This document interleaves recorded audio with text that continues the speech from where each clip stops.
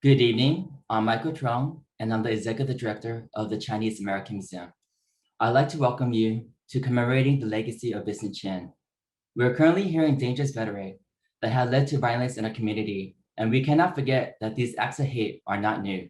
For several years, on June 23rd, CAM honors Vincent Chin as we pay tribute to his life and the outrage that stems from his death. Before we begin, I'd like to thank and acknowledge the FCAM board and staff. I'd also like to extend a special thanks to the many community organizations that have partnered with us on this program. We're thankful to have such a vast community from across the nation to support this year's event. Here are some things that I need to know before we begin. The program is being recorded and being made for public viewing in the future. Your microphone and your video have been turned off. We recommend choosing speaker view for the best experience. Live transcription for this program has been enabled.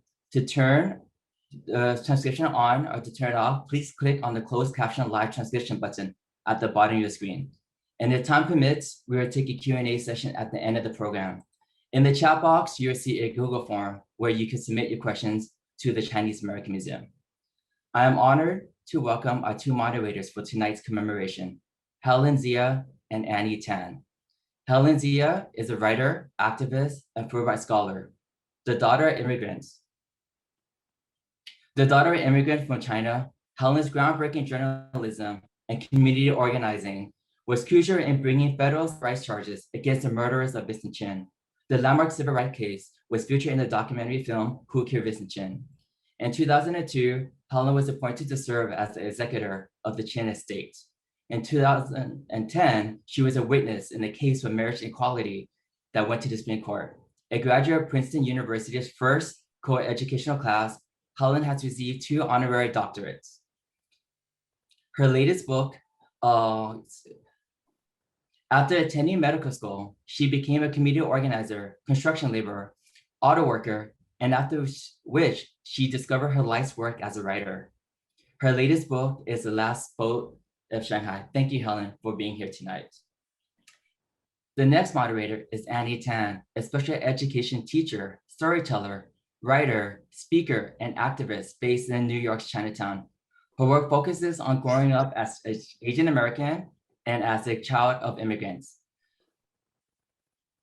Annie's work has been featured in New York Times, Huffington Post, The New Republic, PBS Asian Americans, and twice on the Moth Radio Hour. She's currently working on her first book, a memoir, and hopes one day to write an epic book about her family and Asian American history. Annie is also the cousin of Vincent Chin and the great-grandniece of Lily Chen. Thank you so much, Annie, for being here. Now I pass it over to both of you. Thank you, Michael.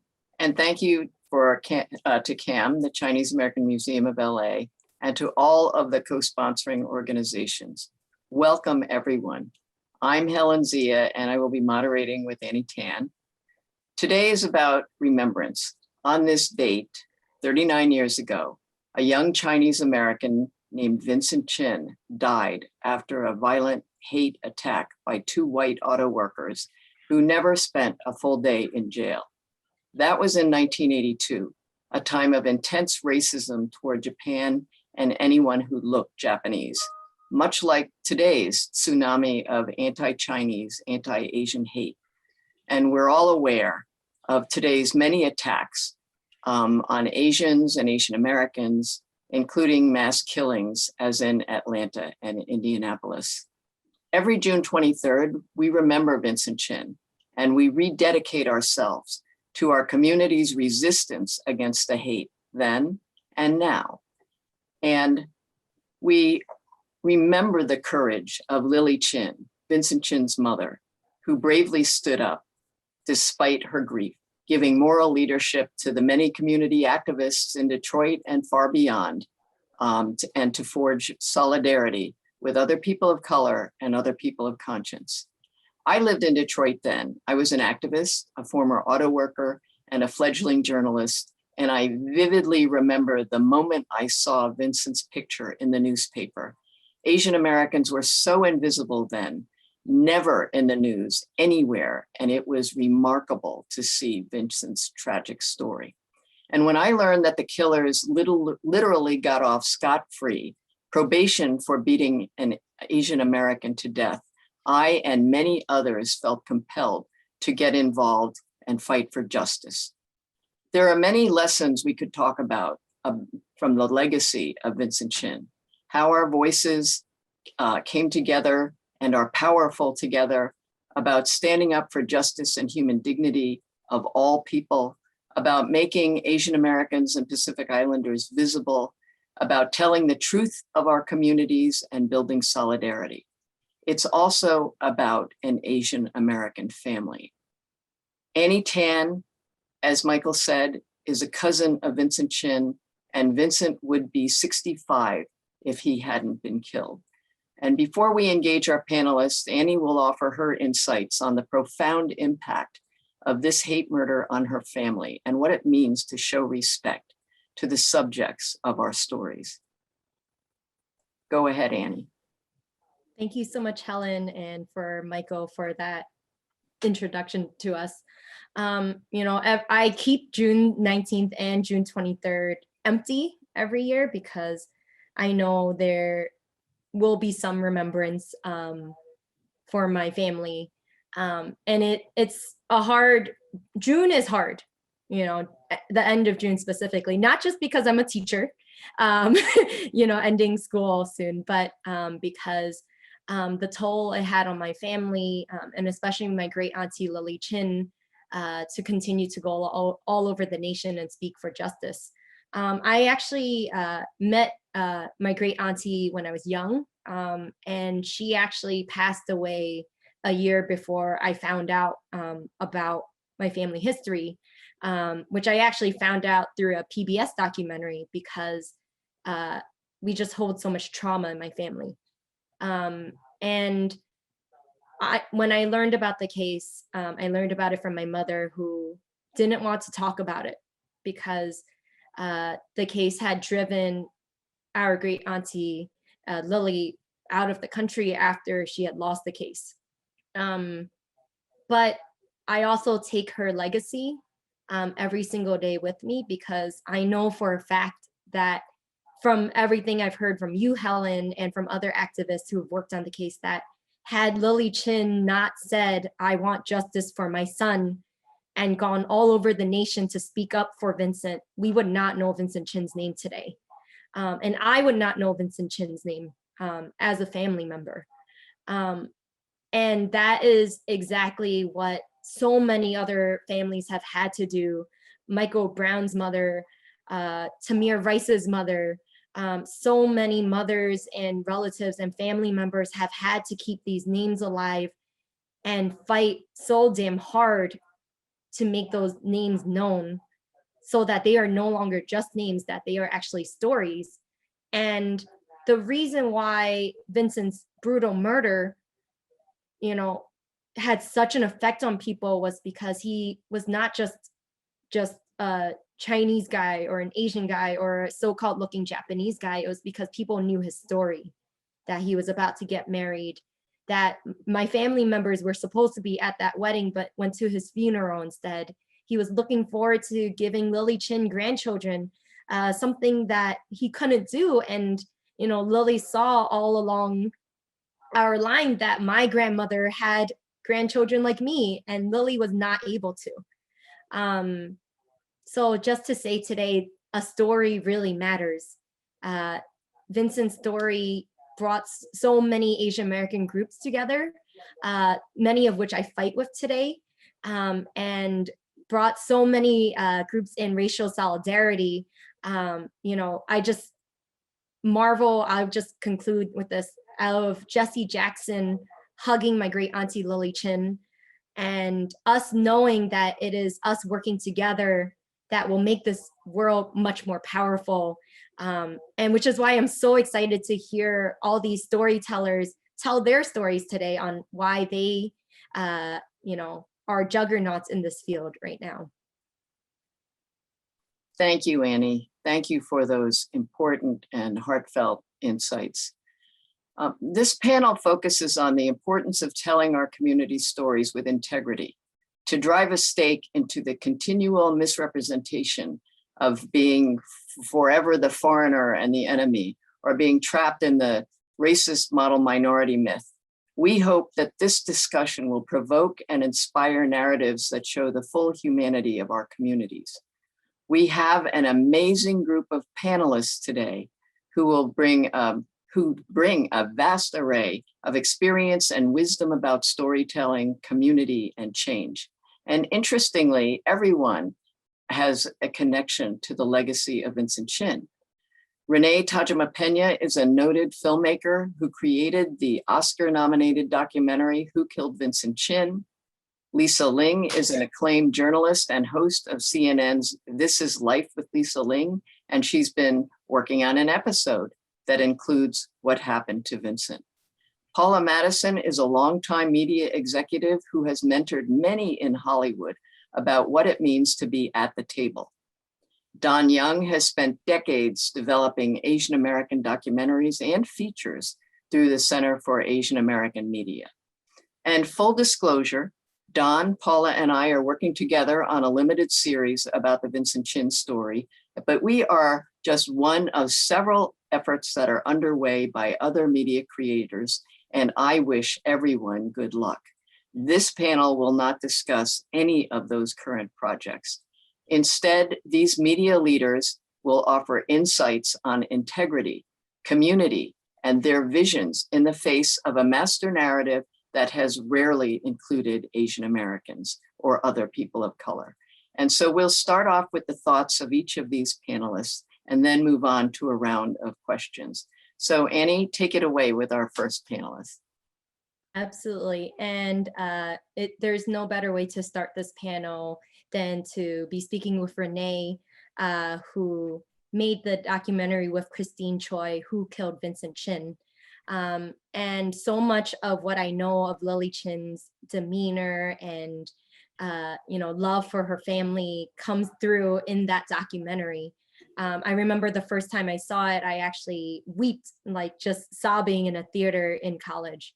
And I'm wondering, as a documentarian, what made it possible for you to focus on this work and to just tell the authentic story of, everyone involved in the Vincent Chin case, including my great auntie Lily Chin?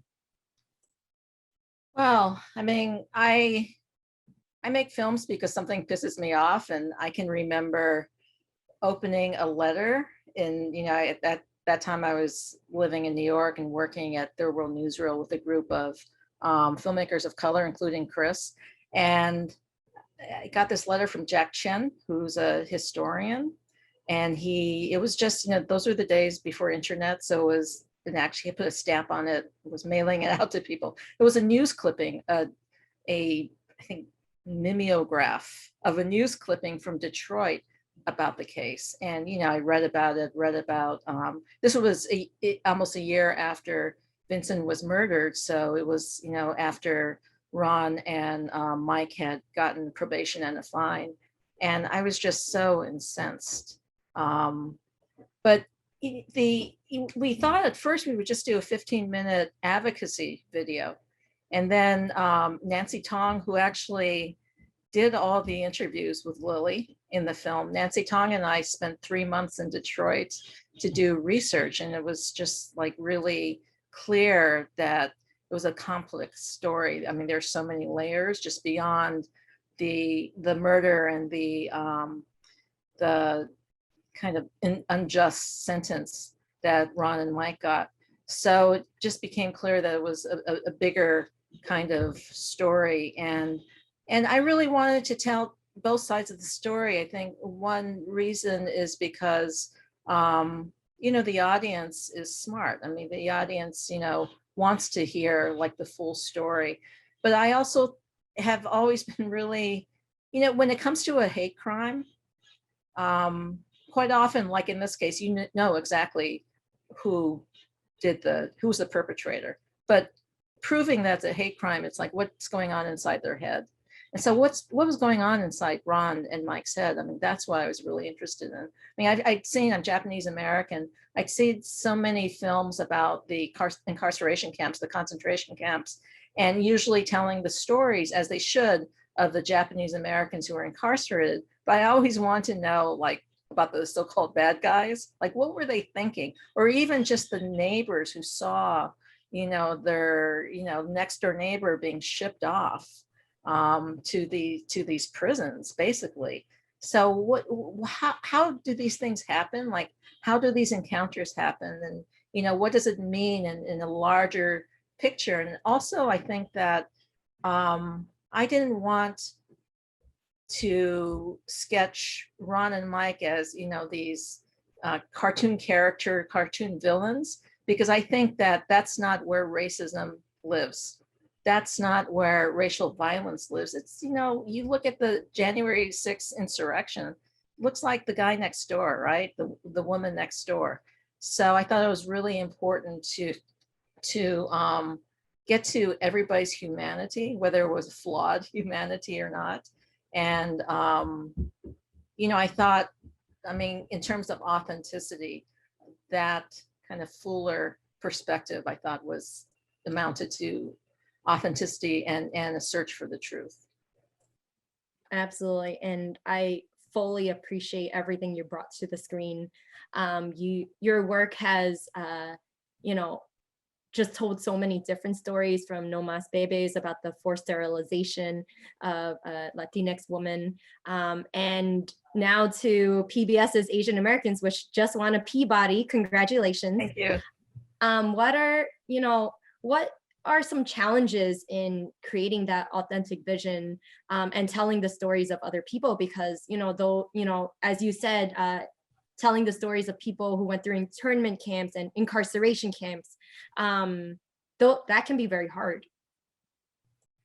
Yeah, I kind of want to reframe the question of why it's important to tell our own stories. Nothing about us without us. And so, for example, I just recently, not really rap because it's still going on, but Jeff Chang, who's the writer and cultural strategist, and I just did a project called the May 19th Project. And I have to thank Lisa, who did an amazing introduction on this MTV special where they showed our launch video about Malcolm X and Yuri Kochiyama. And she was just, if Yuri saw that, Yuri wouldn't be excited about seeing herself. She would be as excited about seeing Lisa on this stage, beaming out across the country. But so the May 19th Project was this social media campaign on Asian American Pacific Islander solidarity with other communities of color. And we produced like 14 videos in, I think less than 6 weeks. It was kind of nuts that we tried to do it. But again, Jeff and I were so angry. We were angry about, and we started talking about this in late March. We were angry because we've been seeing all these viral videos that were being pushed out by the press and in social media. And this again is in another, like the Vincent Chin case, another era this past year of this upsurge of anti-Asian violence. But in those videos, you see a lot of Black and brown assailants of Asian victims, contrary to what the data shows. Because University of Maryland, University of Michigan have done these new studies that actually the perpetrators of anti-Asian hate have been overwhelmingly white men. But so, this kind of divide and conquer weaponizing of the Asian model minority image as a wedge against other communities of color. It's we've seen it happen before. We saw it like during the civil rights movement when Asian Americans were portrayed as being, bootstrapping, quiet minority, never makes demands, even though we really benefited from the civil rights movement. We benefited in the Vincent Chin case from that movement and those legal, knocking down legal barriers to equality. So we've seen it weaponized before, and we were seeing it weaponized again. And we thought that, the narrative you always, that's always pushed out is the narrative, especially with between Black and Asians, is the narrative of conflict.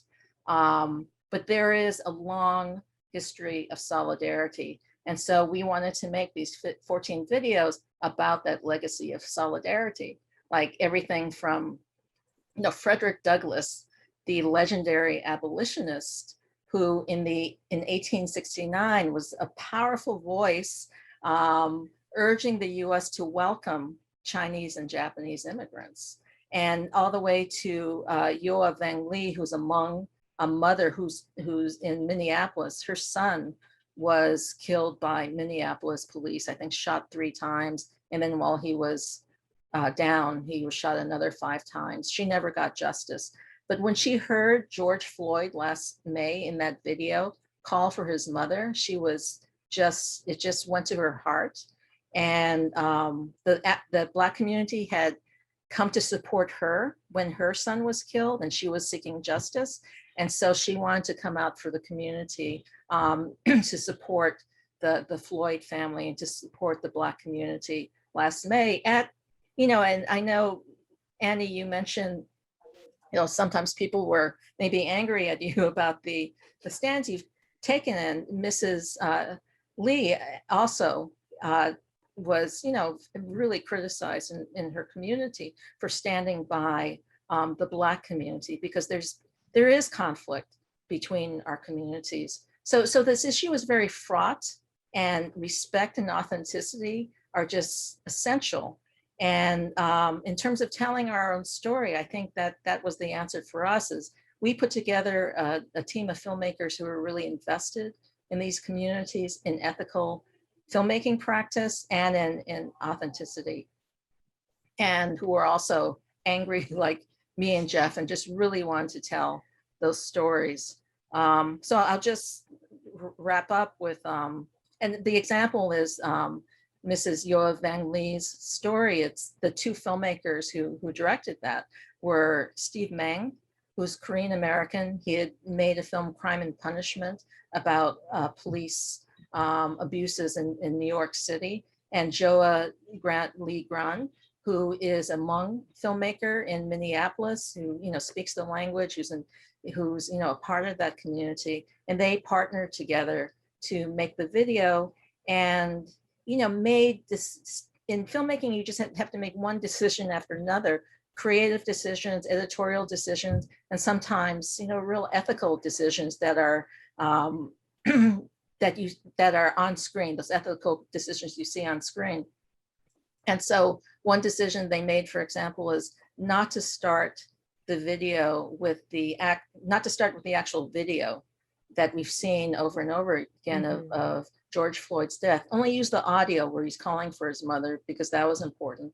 But we respected the Black community who's called for an end to using these videos, the spectacle of Black death in these videos. Maybe Asian Americans might want to think about that in terms of all the kind of viral videos that we've seen of Asian Americans being attacked. So we want to respect George Floyd, respect the call of that community. But the filmmaking team knew that, because again, these were people who were invested in that story. Thank you so much for all of your work, Renee, on that. And we are going to get to questions, including some audience questions around how do we unite communities around this racism. So I just also wanted to highlight that if you do have a question, please go into the chat box. There is a Google form for questions that we will try to integrate into our line of questioning. Thank you for Renee for everything you do. And I'll pass it off to Helen for the next panelist. Yeah, thank you, Annie, and thank you, Renee. Your insights are, I learn something every time I hear you, and I've known you for a long time. So our next panelist is Lisa Ling. And Lisa, you started your renowned journalism career in high school, and you've been a storyteller all your life, pretty much. And you're already in your 8th season of This Is Life on CNN, which gives you space to tell a longer story and give more of a context to the news that we see. You've hosted a lot of other programs like Our America on Oprah Winfrey's network and on the National Geographic Explorer. You've gone all around the world shining light on tough issues like female suicide bombing, bride burning in India, gang rape in the Congo. And your remarkable work, Lisa, has always been about telling complex stories with compassion for the individuals, as well as giving them a context about their lives and their communities. You've done that with motorcycle bikers, you've done it in prisons, with homeless people, in people working in massage spas. And so you've been a journalist, yes, but even as a journalist, you have to fight to tell the full stories, right? And to fight to uplift the humanity of individuals. So I wonder if you can tell us about those challenges. We have a lot of, I think, storytellers or storyteller hopefuls in the audience, and what can they learn from your experience about that? Well, first, Helen, I just want to say thank you for inviting me to speak on this panel. I'm so humbled, and anytime Helen Zia calls me and asks me to do anything, I'm in, because you are someone who has been a North Star for me. And as Annie was saying, she learned about Vincent Chin so much later in her life. While I had heard of Vincent Chin as a young girl, I don't know that we all would really have gotten an opportunity to know his story if it weren't for you, the sacrifices that you've made and your relentless fight to get justice for Vincent Chin, for his family, and just your unwavering support and desire to uplift the Asian American community. So thank you, and thank you to CAM for holding this event. So I've been working as a broadcast journalist for well over 30 years. When I was growing up in a community outside of Sacramento, California, that wasn't very diverse, I had the television on in my home all of the time. It was sort of my favorite babysitter. My parents were divorced when I was 7, and I used to have these fantasies about being part of the television, because I thought, well, if I could get on TV, maybe I can have a better life one day. And there was no one on television who looked remotely like me except for Connie Chung. And she was the only Asian person on a national stage. And, she allowed me to think about the possibilities. If she could do it, maybe I can as well. And if you ask any Asian journalist of my generation who inspired them to pursue this work, I would venture to guess most of them would say Connie Chung. And so I was lucky enough to get hired to report for a show that was seen in middle schools and high schools across the country called Channel One News. And it was a show that sent me all over the world to cover stories. I did that for 7 years. And then I went to The View on ABC, which was a bit of a tangent from what I was doing, sitting on a stage with the likes of Barbara Walters and Meredith Vieira and Star Jones. But the reason why I pursued that show was I wanted to continue telling stories about the things that I had experienced in the world. As a young person without a lot of money, I never had the chance to travel and immerse myself in cultures outside of mine, despite having this insatiable appetite and interest in knowing how the rest of the world worked. And so I thought, if I can get a job on this high profile national show, maybe that would give me the opportunity to one day get to do this kind of reporting on a bigger stage. And it actually worked. After working for The View for 3.5 years, I got hired by the National Geographic Channel, and that show sent me all over the world. And then I went to work, I became a field correspondent for the Oprah show. And then when Oprah started her own network, they brought me on to host a show called Our America. And ironically, it was a show about American subcultures and different issues in America. And here I was, this Asian American woman who frankly felt very conflicted about my identity growing up. I never felt entirely American because I looked so different from everyone else in my community, but I didn't know anything about being Chinese from China. And that source of conflict was really challenging for me throughout the younger part of my life. And so when Oprah hired me to tell these stories about Americana, it was really a pretty surreal experience. I was sent all over the country and was able to embed myself in communities where I don't even know if people really knew very many Asian people here in America. And it was an incredible opportunity. And then after doing 5 seasons at OWN, I got hired by CNN to do the show that I'm doing now called This Is Life. And so I've been on television pretty consistently for about 10 years. And in some, for a while, I sort of wore that as a badge of pride. Here I am, this Asian American woman, and I've had this career on television for so long. And in the last couple of years, I've started thinking about how I can't think of any other Asian person who has been consistently on primetime television at all.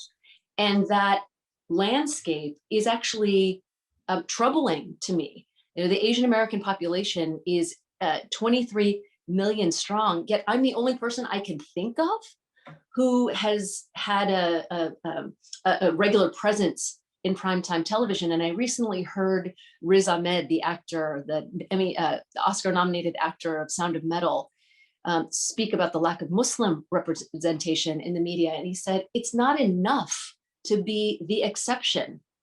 In some ways, being the exception is being complicit in the system. And that's really propelled me to think about my role in this industry.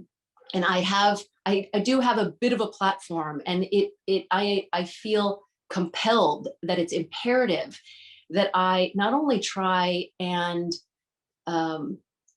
promote Asian projects, but promote Asian American people as well. I mean, it's in 2021, it's no wonder why Asians are so easy to overlook. Our history, our stories haven't been told. And so and Lisa, on that, given the length of your storied career and with the many communities that you have shined your story light on, how hard has it been to get an Asian American story told, or Asian American individuals? I know in my own career, I spent a whole career almost never writing about Asian Americans because I was never assigned that. No editor I had was interested as much as I wanted to do that. And it wasn't until later. And you now are working on a series called Takeout, that brings forward Asian American communities through food, which is I've always thought was a great way, because people eat our food. Why do they hate us so much? Maybe this can be a way to educate people. And also you're going to be doing a scripted story about Yuri Kochiyama, who, is one of the great icons, radicals, and, people who we really need to learn about.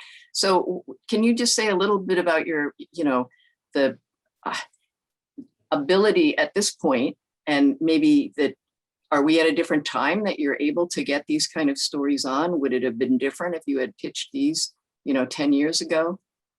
Well, let's just say that in producing over 100 episodes of television between this show that I'm doing now and my previous show on OWN, I had only done one episode that featured Asian people in it out of over 100 episodes.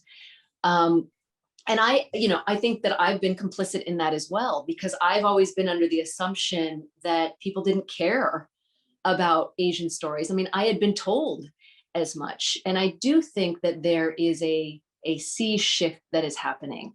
I think out of the crisis that we are in the midst of now, an awakening is happening in the media, in corporations, in politics, and people are really starting to recognize that this is a community that has been virtually invisible, and it's a community that is so vast, right? But that hasn't had its stories told. And so I think that there is this window now that certainly didn't exist 10 years ago by any means. I actually sold a scripted sitcom idea about, I would say about 7 or 8 years ago. The executive was a Korean American woman, and she bought the idea in the room. And this was so exciting, but I couldn't find an Asian American writer who was at the level that the networks would accept. And so I had to use an Irish American woman who changed the idea to this interracial relationship featuring an Irish American man and an Asian woman. And so unfortunately, there hasn't been a big enough pool of writers and executives of Asian descent, or who have been familiar with Asian stories. But that is definitely changing. And this is a very unique window. I mean, as you mentioned, there are a number of Vincent Chin projects that are being pitched and developed by a number of different outlets. So this is it's a unique opportunity. Out of this crisis, this opportunity is presenting itself. And as we speak, I am in the home of a Japanese American family. I'm working on my show called Takeout for HBO Max, and it's about Asian American stories, history, and culture through the lens of food. And so, I mean, we all know there are no shortage of stories about Asian America, and now is the time when people are really waking up and actually wanting to hear and understand these stories. Do you have any words of, briefly before we move on to our other panelists, words of advice from the battlefields that you've come from and seeing this sea change as you describe it, and a window is open. We don't just want to be moving the deck chairs of the Titanic and, just replacing white executives with Asians who feel like they have to think white.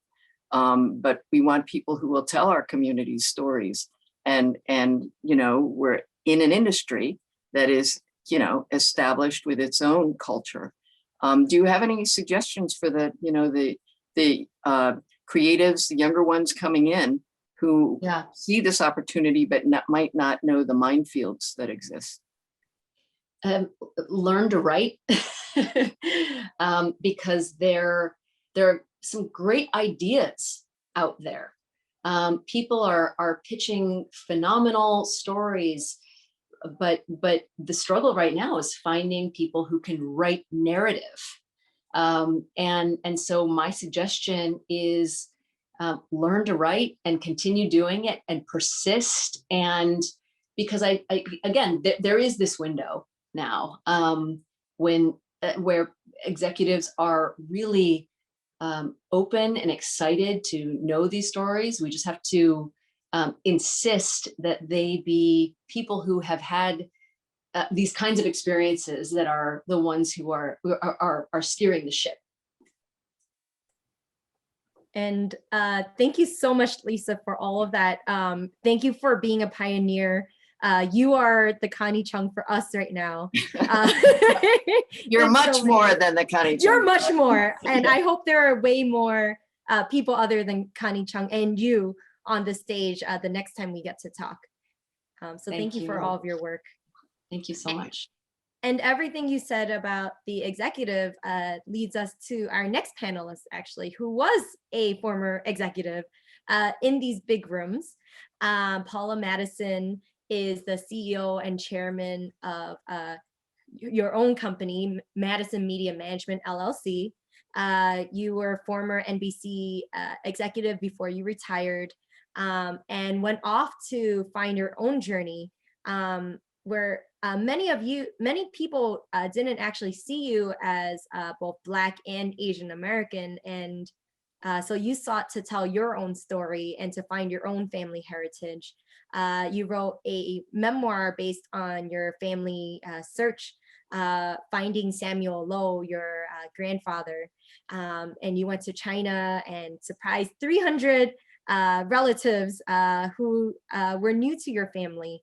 And now you are developing that into a limited series to tell your own story about growing up in Harlem and telling your family story. So what has your journey been like, and how were you able to make that leap from making other people's stories to telling your own? Well, thank you very much, Annie, for that. Let's see, how do I start this? I think of myself sometimes as sort of a stealth Chinese American, meaning that I absolutely am African American. I'm Jamaican. I'm Jamaican American. I am Hakka Chinese. there's a lot of different boxes that I could check, but most interestingly to me is that as I began this pursuit of identifying and finding my grandfather's descendants in China, I had so many people say to me, for example, why didn't I know you were Chinese? And my response generally was, well, I don't know, how do I bring that up in conversation? I got a fro.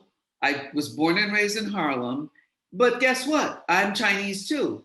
It's, you know, unless it found a way to work its way into conversation, there was really no reason to bring it up. The telling of stories, let me just start with career-wise. I used to be the vice president and news director of NBC4 in New York. So I ran the largest news department in the biggest city, the #1 station, #1 news department. And I had on my team a Chinese American reporter who some of you may know, named Tiwa Chen. I didn't go around announcing myself to people as, guess what, I'm part Chinese. But the moment a situation would present itself where there was clearly an indicator that there was some discrimination or some racism or using some kind of a slur, that's when I would out myself. Okay. So in this particular instance, for example, Tiwa went into an edit room behind another reporter who happened to be a white male. And this reporter was editing a story with the editor, cutting the videotape, and there was a depiction in less than decent terminology about Asian Americans. Well, Tiwa went in behind and the computer screen was already up with these words. Tiwa came to my office very upset. Now, anybody who knows him knows that he used to be in a gang in Chinatown. So to me, he was somewhat of a hero anyway, right? I was a kid from Harlem. He was a kid from New York, Chinatown. And at the point where he told me what he had seen on the screen is when I said, I'll take care of this. And he was kind of shocked because I think that the previous bosses who he'd had didn't have the kind of reaction that I did. And that's when I outed myself to Tiwa. That's when I told him my grandfather was Chinese. And he was like, wow. Now, did I deal with the reporter swiftly and harshly? Absolutely. It has to do with a verbal dressing down, a note to one's file, and a warning that, you know, say some shit like that again and you're gonna find yourself out of a job, right? What I'm getting at here is the telling of stories, the telling of other people's stories, the telling of my story. I always perceived that living in New York City, born and raised in New York City, we had a population in the metropolitan area of somewhere around 15 million people. That said to me, there were at least 15 million stories to tell. And it was my responsibility to find the people whose stories had not been told and put those on the air. Surprisingly to many people, but not surprisingly to me, after I became news director, it took 1 year for all of our newscasts to be #1. And that was because I charged all of the reporters with not following the stories that were in the newspapers, but I expected them to hit the streets, meet people, know people, and enterprise stories, meaning find the stories that people were going to be interested in that were not everywhere else. Transitioning to then telling my own story, I am the child of immigrants. My mother was the daughter of an immigrant. Her father migrated from China, Guangdong province, to Jamaica in 1905 when he was 15 years old. So my grandfather was an immigrant to Jamaica, and my mother was an immigrant from Jamaica to the United States. Immigrant stories have always mattered to me.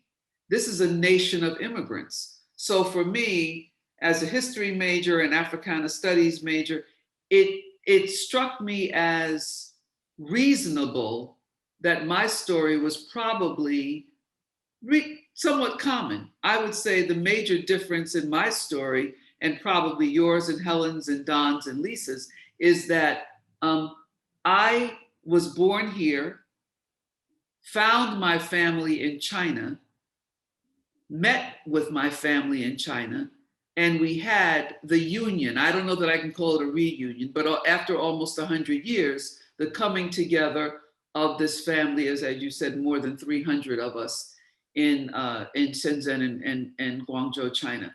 What I'm saying here is probably the uniqueness in my story is that as a former investigative journalist and as an historian, I made it a point of finding the people who I knew were in my family. That's probably what makes my story more unique, in that I relentlessly pursued finding them and knowing that I was Chinese. People, well, when did you know you were Chinese? Looking in my mom's face, because while my mother was African Jamaican and Chinese, my mother looked Chinese, right? But the issue for me was that, unlike many of my fellow members of the Asian diaspora, I was not raised to be, to move away from my Chineseness, right? I did, however, hide it to a point, because growing up in Harlem with a mother who looked Chinese, who had 3 children who looked Black, we present as Black, we were taught to eat with chopsticks as children. So now you got these little Black kids in a Black neighborhood who can eat with chopsticks. And what we got with some frequency, if my mother came outside and people saw her, it'd be like, oh, who's like what is happening here? On the other hand, if she came outside and called to me to tell me to come, then it really created confusion. First of all, who's this Chinese woman, and why is she calling that Black girl?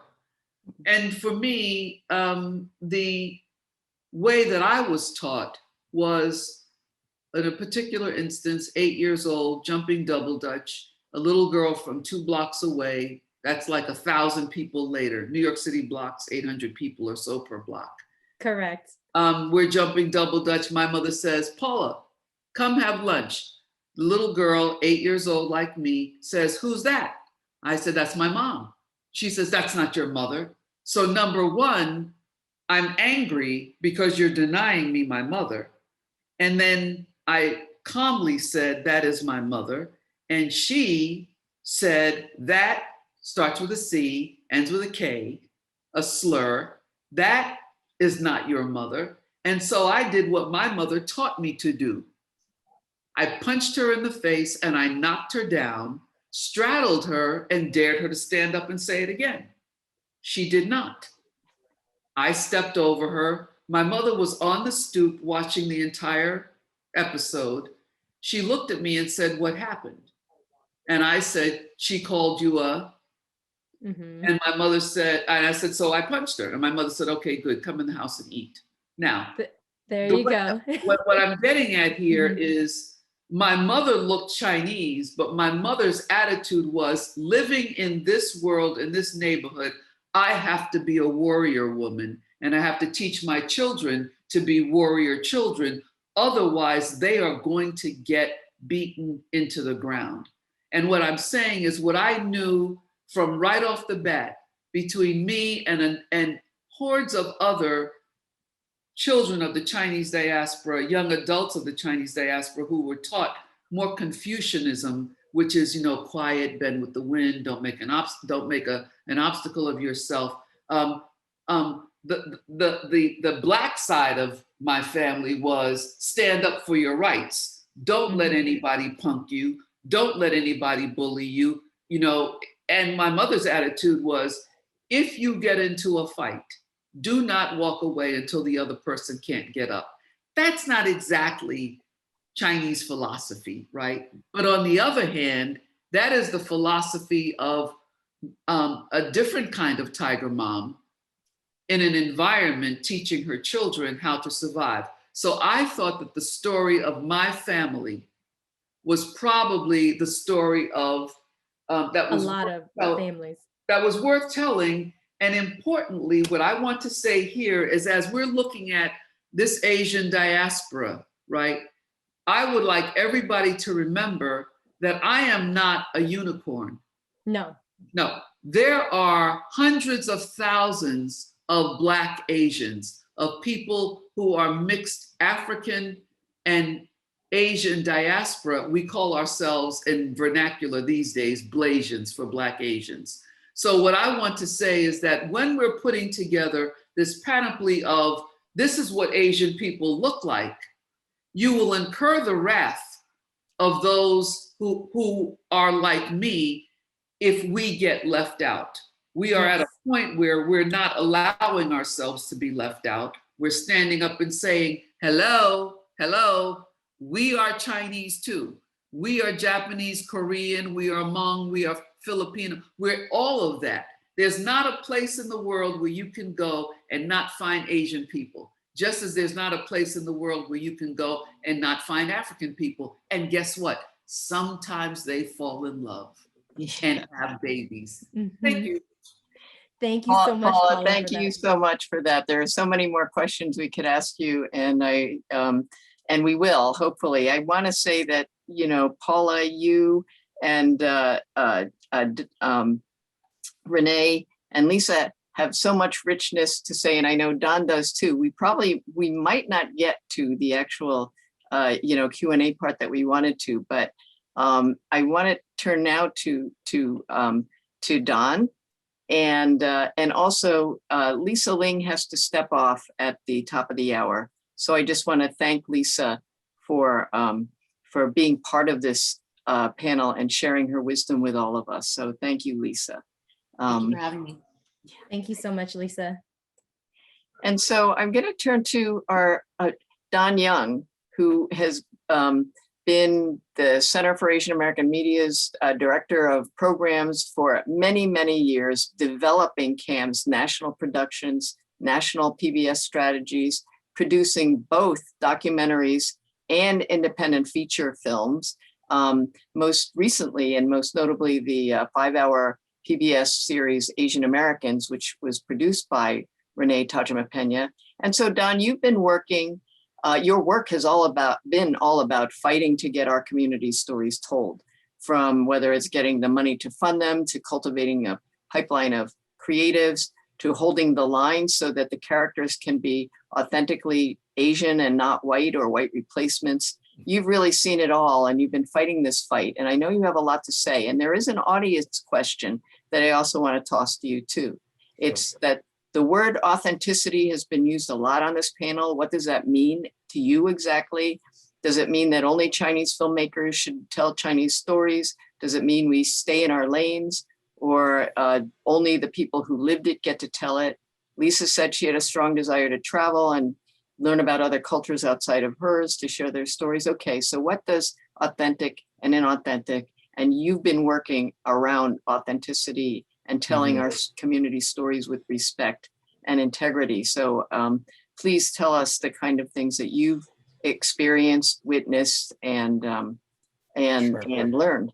Sure. Well, first of all, it's great to be here, and I sort of in awe of all the women that I'm following, right? So I want to acknowledge that, and I think which kind of really echoes on, movements and building power, right? So, and I'll try to sort of sideways address this question of authenticity. I think it's really about how one honors community and how you enter into telling a story.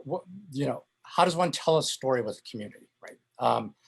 So I first got into this work, apropos to this I was in college, and I know Renee, well, probably Renee and Helen both get tired of it, but it's like, through, really watching Who Killed Vincent Chin, right? So I was in college when the film came out.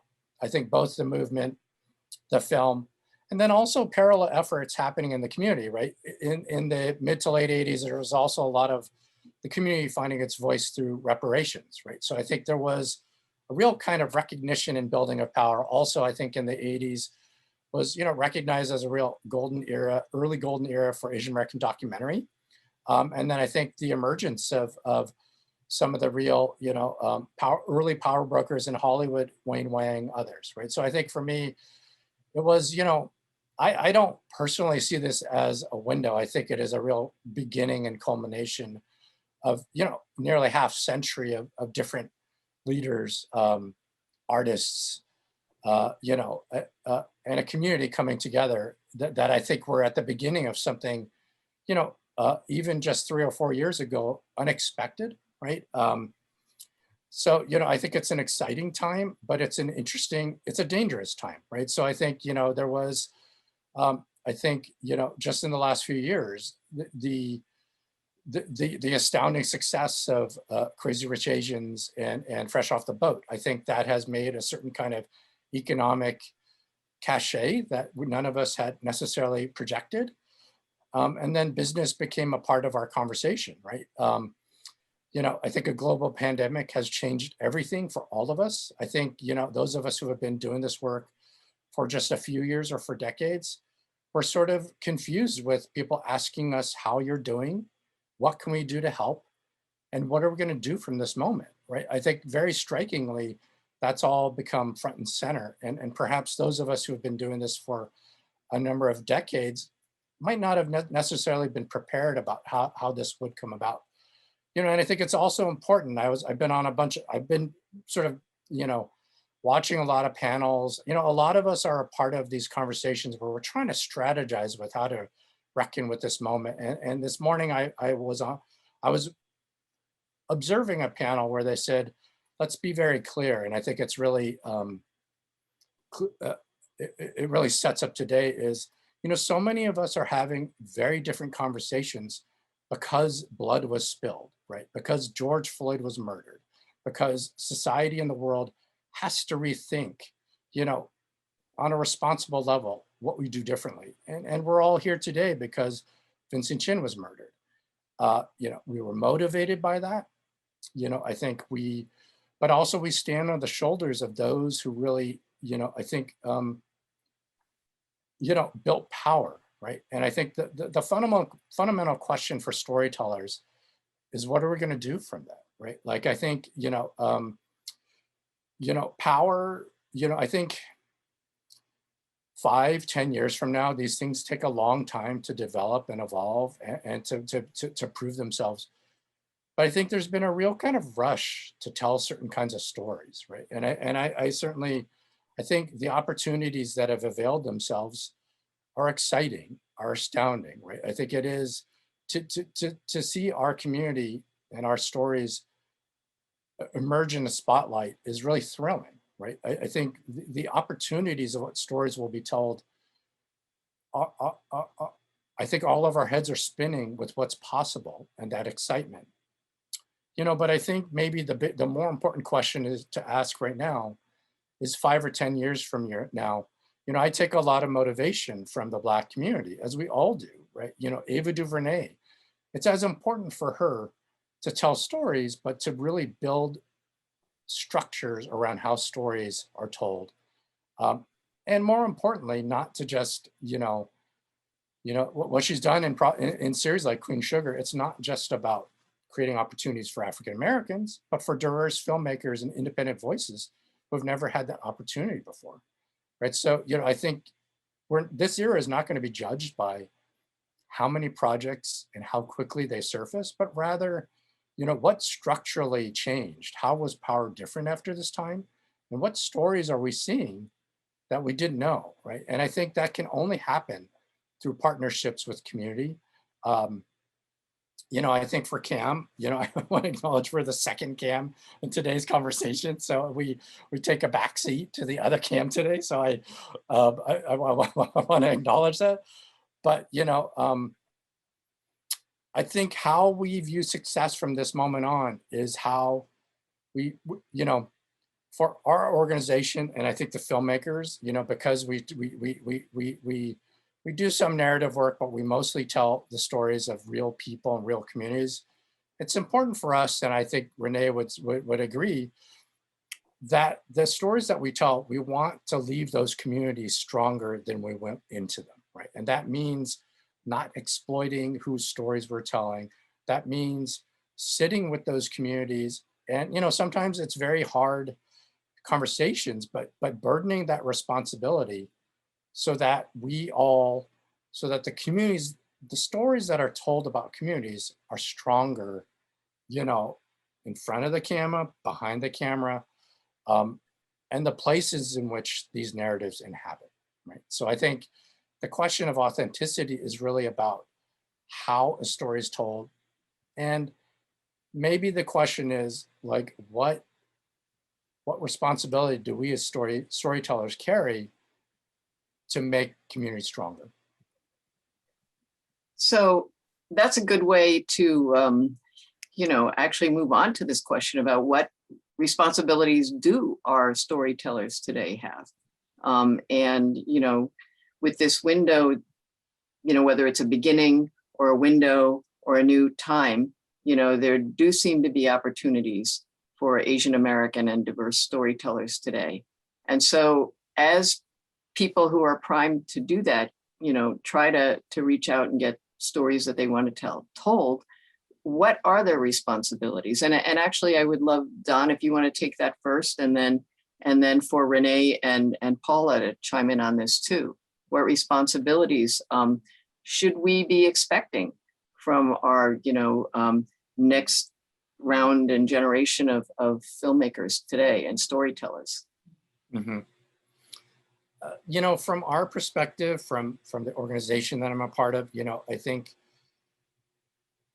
taking the time, the parallel paths of creating the careers and supporting the storytellers. And I think it's important to say supporting the storytellers so they can tell the best stories possible is critical. I think it's also important to let the stories come to life at the pace that they need, right? I mean, artists and filmmakers and executives and companies need to figure out that formula of how we all work together, hear stories, talk story, and build models that can succeed again and again and again, right? So I think that structuring of successful storytelling is what, I think, the work that we did on our PBS series, it took 8 years to put together.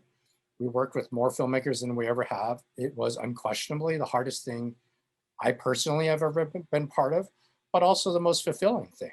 And I think, all of us kind of view ourselves as a generation of storytellers where we went through these fights together in a way that we tried to make something much better than before we got into it together. And I just hope the ethos of community can really always pay forward in that one.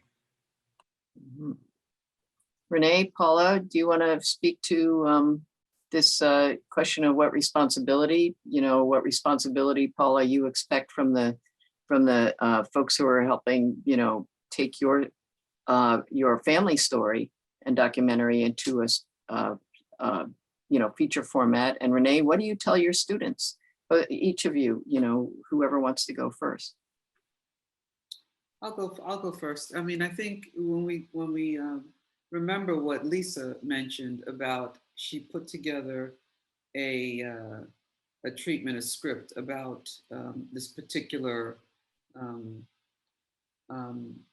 relationship, and that when it went into the hands of a non-Asian exec, it got turned into something else entirely. I think that the responsibility that we have as creators, as executives, as financiers, wherever we reside, whether in the Asian diaspora or outside of it, I think it's vital to remember something similar to what I'd said earlier, which is that, so New York City area, 15 million people, 15 million different stories. But those stories usually can have within them some commonality with other people. An interesting story, a fascinating story is just that. It does not have to be bent and molded, and I'll even use the word corrupted to make it more palatable as it passes through a certain filter. My story is my story, right? Don't turn my grandfather into a this. And I think that in my experience, in all the years that I've spent working in news and entertainment and here in Hollywood, I can't tell you the numbers of times where I've seen something start as this, and by the time everybody gave notes and everybody had their input, it was almost unrecognizable.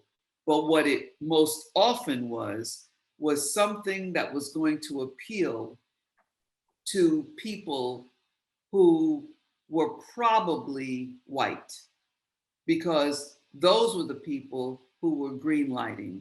Those were the people who were clearing and financing and approving. And if they didn't get it, if they didn't understand it, then it had to be molded and changed so that it was more palatable to them.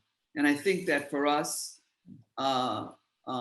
wherever, as I said, wherever we land racially or in terms of the career position we have, that what we must do is recognize and accept that a person has his or her own story, and it's up to you to receive that story and not change the story so that at the end of the day, it's something that you recognize and makes you feel better. Thank you. Very wise. Renee. Yeah, so it's so interesting what Paula was saying, because, you know, Viet Thanh Nguyen, the novelist, he says to young Asian American writers, don't write for the majority.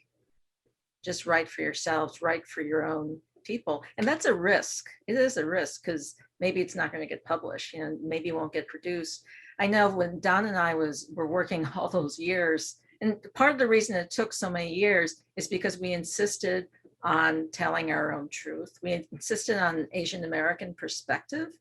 And even when, you know, we were starting to show cuts, people would say, why are you spending so much time on racism? What does that have to do with Asian Americans? And, you know, we'd be like, they'd be looking at a story of, you know, post-Reconstruction, like exclusion and Jim Crow, and then, you know, incarceration. It's like, are you kidding? And they would say, well, you know, our audience is just going to turn the TV off. But thank God we stuck to our guns, because, you know, we showed that series in May of 2020. If it had been their expectation of, you know, the Asian American first, it's like who invented, I don't know, something or whatever, it would have been just humiliating. You know, people would say like, look at the world, and why are you making this crap? But so, you know, as Don was saying, collective power is also part of that collective power, so we can tell our stories through our, you know, shape our own narratives. But I will say, as a filmmaker, even though I'm a social justice filmmaker, in terms of responsibility, it's sometimes that gets into like what style or, you know, what format, and you know, film should be entertaining, should be provocative. It could also be informative. I don't want to really quote Chairman Mao, but he did say like, let 100 flowers bloom. And I agree with that. It should be just all different kinds of things.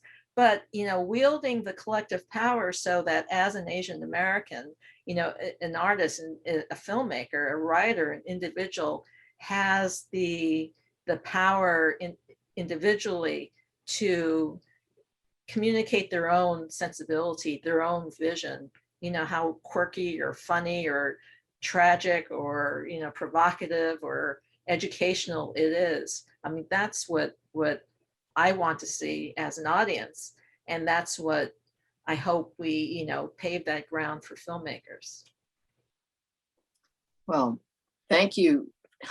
Thank you all. I think we are about at our time, unfortunately. I maybe we should have fought for a little bit more time here, but because all of you have so much to say and share, and we have some pretty good questions from the audience, but I think at least we got into this point about responsibility and going forward. So I just want to thank you all.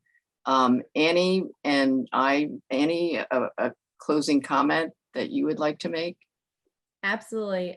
So we got some questions on just like identity that Paula addressed. We had just things around pitching stories and telling Asian American stories, because for so many years, people didn't want to hear our stories. And, you know, everyone in this space has like paved the way for others like me to write a memoir and to tell our stories, right?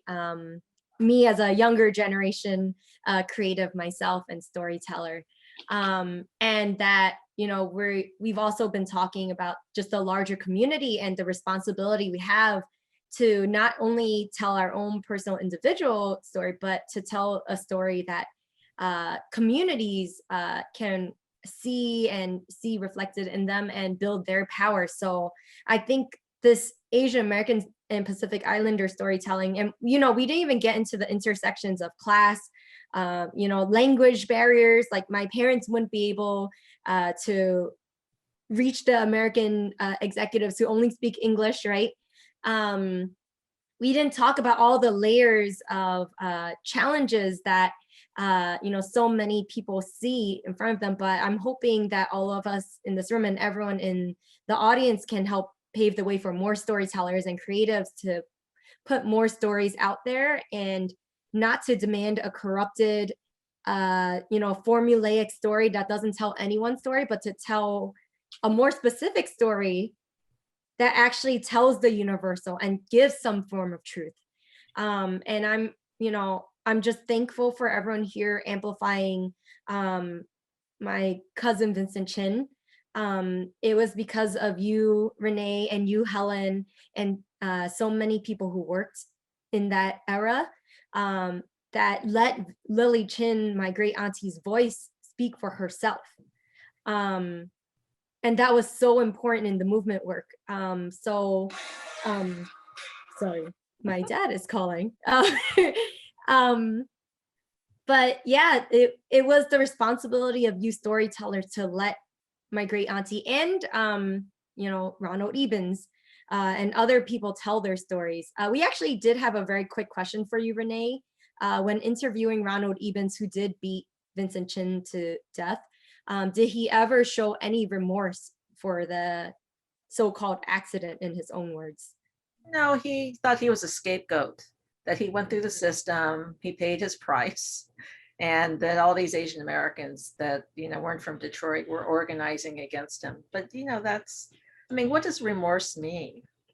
Even if he said, I'm sorry, what does that really mean? I don't think it means anything. And he has never said that. He has never said, I'm sorry I took Vincent Chin's life. He has never said that. No, and even if he said that, I mean, one thing he has done is Lily won a wrongful death suit. He's Right. never paid a penny. I think he worked off the books for Right. years so that Right. his earnings wouldn't be, you know, taken. So, yeah, what does it mean? You know, Right. he told him his acts after people do show remorse. They in their actions, in the way they live their lives, but Right. that hasn't happened. That is what is significant to me. That hasn't happened. Right. Right. And so I've got to wrap up now, and I just want to, you know, thank all of our panelists, Don, Paula, Renee, Lisa, Annie, Kamla, all of the sponsors, and Michael, Rochelle, and the interns. And I just want to share this one reflection that, 40 years ago, 39 years ago, I was a much younger person. And when I had to stand in front of news cameras back then to talk about why Asian Americans are standing up for justice for Vincent Chin, the kind of questions we got then was like, who are you people? Where did you all come from? Asian Americans? Racism? Why are you talking about racism? And very sadly, here we are today, almost 40 years later, and the same questions have come up, right? And so I just want to say we have to fight to tell our real stories. And that includes educating our own communities as well. What are our stories? Because we've gone through generations of all facing the same kind of brainwash and crappy media that's not really about our communities. If it's about us and not with us, it's not for us. Annie, thank you for sharing that one with me. And, it's a continual effort. We have to keep doing this because, as Lily Chin did say, no other mother should have to go through losing a child to hate as she did, or as I'm sure the families in Atlanta, in Indianapolis, in Minneapolis, and in too many other places have had to do so today. So we have to continue doing this as Asian Americans and Pacific Islanders so that newer generations of AAPIs can see themselves as full human beings and so that they can be full participants in this democracy. So thank you all. Thank you all for tuning in on this. I hope you all go out there and make a lot of media and tell the real stories as you know them. Thank you, everybody. Thank you. Thank you, everyone.